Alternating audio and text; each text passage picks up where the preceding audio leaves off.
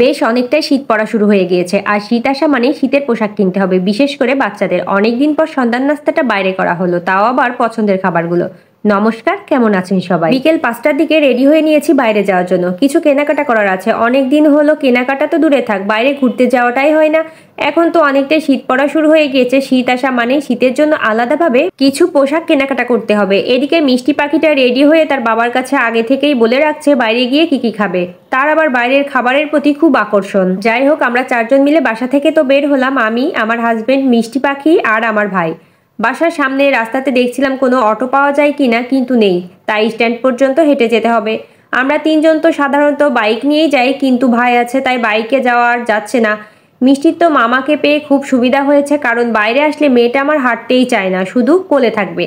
এমনিতে তোর বাবাই নেয়, আজকে ভাই থাকার কারণে মিষ্টি পাখির বাবাও একটু ফিরে আছে। স্ট্যান্ডে এসে কয়েক মিনিট দাঁড়িয়েছিলাম, অটো তো অনেকগুলো চলে গেল, কিন্তু পুরোপুরি খালি নেই। পুরো খালি অটো হলে নিজেদের মতো করে যাওয়া যায়। মিষ্টি গাছের গুড়ির উপর দাঁড়িয়ে এদিকে তার মামার কাছে তো প্রশ্নের উপর প্রশ্ন করেই যাচ্ছিল। কিছু সময় পর একটা খালি অটো পেলাম, আর আমরা এখন যাব বড় বাজার নিউ মার্কেটে। একাডেমি মোড় রাস্তাতে কাজ চলছিল, আর রাস্তার এতটাই খারাপ অবস্থা যে এখান দিয়ে যাওয়াই বিপজ্জনক। মার্কেটে এসেই আমার প্রথম কাজ ছিল পার্লারে, তাই আমি পার্লারে চলে আসলাম। ওদিকে মিষ্টিকে দেখার দায়িত্ব তার বাবার আর তার মামার ওপর। আমার মেয়েটাকে কোনোভাবেই পার্লারে আনা যাবে না, কারণ তার মধ্যে স্থিরতা বলতে কিছুই নেই।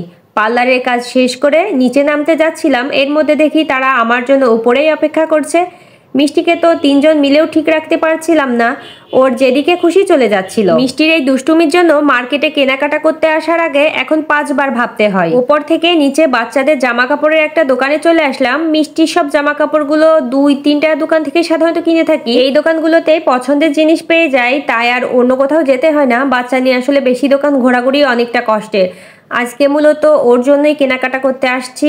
একটা জিন্সের প্যান্ট দেখছিলাম, আরও কিছু কেনার ছিল, কিন্তু যেটা পছন্দ হয় সেটা গায়ে হয় না, আবার যেটা গায়ে হয় সেটা পছন্দ হয় না। দোকানদার বলল 2-3 দিন পর আবার নতুন কালেকশন আসবে, তাই আর কিছু নিলাম না। শুধু কসমেটিক্সের দোকান থেকে একটা ক্রিম নিয়ে মার্কেটের বাইরে চলে আসলাম। এবার এখান থেকে অটোতে করে যাব ফুচকা হাউজে।